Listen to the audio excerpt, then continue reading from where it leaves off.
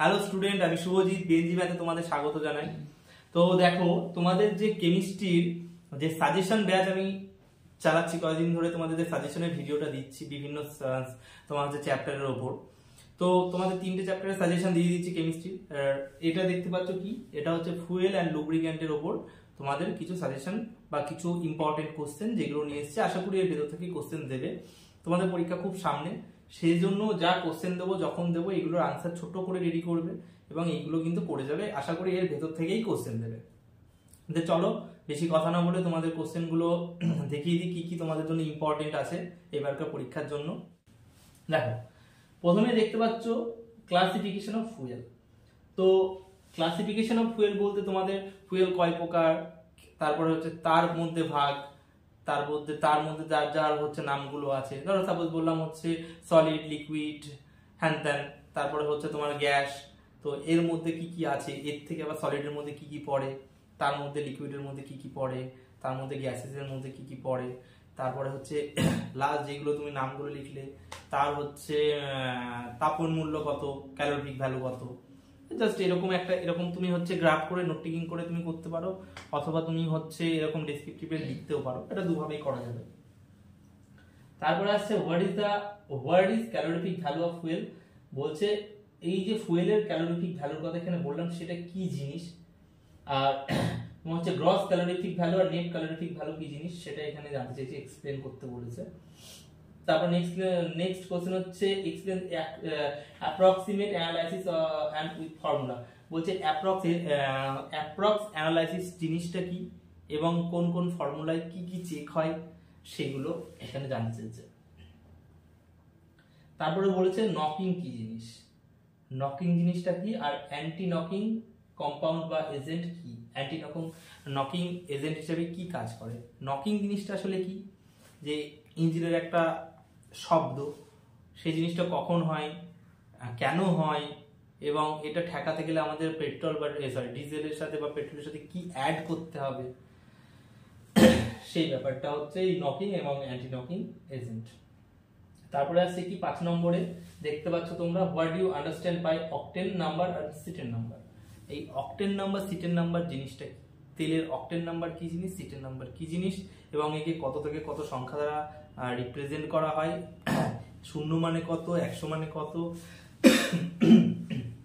এরকম কিছু এর মধ্যে আছে, সেগুলো তোমরা আনসারের সময় দেখতে পাবে। তারপর হচ্ছে advantage of liquid fuel over solid fuel.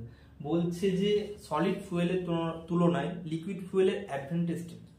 দেখো, ক্যালোরিফিক ভ্যালু বেশি হয়, তারপরে ক্যারি করা অনেকটা বেশি ক্যারি করা যায়, হ্যান ত্যান অনেক কিছু আছে সেইগুলো, এবং ইউজেস মানে বিভিন্ন জায়গায় যেগুলো যে জায়গায় সলিড ইউজ করা সম্ভব না সেগুলোতে লিকুইড ইউজ করা যায়। অল্প ইউজ করলে অনেকটা তোমার হচ্ছে ক্যালোরিফিক ভ্যালু দেওয়ার ফলে অনেকক্ষণ, যেমন সাপোজ ধরো গাড়ি দিয়ে বোঝাচ্ছি, গাড়ি যদি কয়লায় চলতো তাহলে সেই প্রচুর কয়লা দিতে হতো, সেখানে তেল একটা ট্যাঙ্কি ভর্তি করে দিতে সেটা চলছে। এরকম কিছু অ্যাডভান্টেজ আছে, সেগুলো দেখে নেবে। বলছে describe the process of manufacturing coal gas. Coal gas কিভাবে তৈরি হয় তার প্রসেস, খুব ইম্পর্টেন্ট কোশ্চেন। এরকম 3টে আছে, কোল গ্যাস, তারপরে হচ্ছে ওয়াটার গ্যাস, তারপরে হচ্ছে প্রডিউসার গ্যাস। এই এদের যে প্রসেস প্লাস এর মধ্যে কি কি কম্পাউন্ড থাকে আর তৈরি করতে কি কি কম্পাউন্ড প্রয়োজন হয়, এইগুলো জাস্ট দিলেই হয়ে যাবে। আর এর যে হচ্ছে কেমিক্যাল ফর্মুলাটা আছে সেটা দিলে এর সাথে সেটা অ্যাড করে দেবে, ব্যাস আমাদের ফুল নাম দেবে। খুব নর্মালি 4 লাইন 5 লাইনে লিখবে, তার সাথে কেমিক্যাল ফর্মুলাটা অ্যাড করবে, ব্যাস। তাহলে কিন্তু তোমাদের 5 থাকলে ওটা সাফিসিয়েন্ট হয়ে যাবে। তারপরে দেখতে পাচ্ছ যে মেকিং প্রসেস অফ গোবর গ্যাস। গোবর গ্যাস কিভাবে তৈরি হয়, কি ব্যাকটেরিয়া লাগে গোবর গ্যাস তৈরি করতে, সেটাও এখান থেকে দেখবে, এবং এদের ক্যালোরিফিক ভ্যালু কত সেটা দেখবে। তারপর বলছে গ্রাফাইট কেন একটা গুড লুব্রিক্যান্ট। বলছে তার মানে জানতে চাইছে যে গ্রাফাইট স্ট্রাকচার, যে স্ট্রাকচারটার জন্য গ্রাফাইট হচ্ছে গুড লুব্রিক্যান্ট, যার ফলে সলিড গ্রাফাইট একটা কি সলিড লুব্রিক্যান্ট, তো সেটা কিসের জন্য, গ্রাফাইটের মধ্যে কি প্রপার্টি আছে বা ওর স্ট্রাকচারে কি এমন আছে যার জন্য খুব সুন্দরভাবে লুব্রিক্যান্টের কাজ করে। আমি কিন্তু হিন্টস দিয়ে দিচ্ছি তোমাদের কিভাবে পড়তে হবে। তারপরে দেখো যে a coal has the following composition by weight, বলছে একটা কোলের মধ্যে বা একটা কয়লার মধ্যে তোমার হচ্ছে কার্বন, অক্সিজেন, তারপর হচ্ছে নাইট্রোজেন, হাইড্রোজেনের পরিমাণ দেওয়া আছে, বলছে ক্যালকুলেট করতে বলেছে গ্রস ক্যালোরিফিক ভ্যালু কত, নেট ক্যালোরিফিক ভ্যালু কত, এইগুলো তোমাকে হচ্ছে ক্যালকুলেট করতে বলেছে। তো এই যে তোমার হচ্ছে ফর্মুলা আছে, ফর্মুলা ফেললে একদম ইজি বেরিয়ে যাবে। আর এই অঙ্কটা কিন্তু খুব ইম্পর্টেন্ট, মানে সংখ্যাগুলো হয়তো চেঞ্জ করে দেবে কিন্তু এরকম একটা অঙ্ক দেবে। এই চ্যাপ্টারের থেকে কিন্তু একটাই অঙ্ক যেটা আমার ইম্পর্টেন্ট বলে মনে হয়, আদারওয়াইজ তেমন কোনো খুব একটা তেমন বিশেষ কিছু নেই। আর এরপরে আছে দেখো, আচ্ছা তোমার হচ্ছে কোলের যে হচ্ছে ক্যালোরিফিক ভ্যালু, সেটা বোম ক্যালোরিমিটার দিয়ে কিভাবে তুমি হচ্ছে বের করবে, তার যে প্রসেস সেটা সুন্দর করে ডিসক্রাইব করতে বলেছে। তো এই কোশ্চেনটাও আমার মনে হয় ইম্পর্টেন্ট। এটা এই দেখবে হয় এইটা না হলে এইটা, এই দুটোর মধ্যে একটা কোশ্চেন কিন্তু দেবে, দেখবে পরীক্ষার পর। তারপরে চলে আসছি দেখো, what are flash point and fire point. Flash point কাকে বলে, ফায়ার পয়েন্ট কাকে বলে, ঠিক আছে, এটা কার ফ্ল্যাশ পয়েন্ট বেশি থাকলে কোনটা কিসের জন্য সুবিধা, কার ফায়ার পয়েন্ট বেশি থাকলে কোনটা কিসের জন্য সুবিধা। ফ্ল্যাশ পয়েন্ট ফায়ার পয়েন্টের মধ্যে খুব কিন্তু তফাৎ নেই, সেটা খুব ইম্পর্টেন্ট এই দুটো। এটা হয়তো তোমাদের 2 নম্বরে দিতে পারে, what is flash point, what is fire point, এটা কিন্তু দিতে পারে, ঠিক আছে।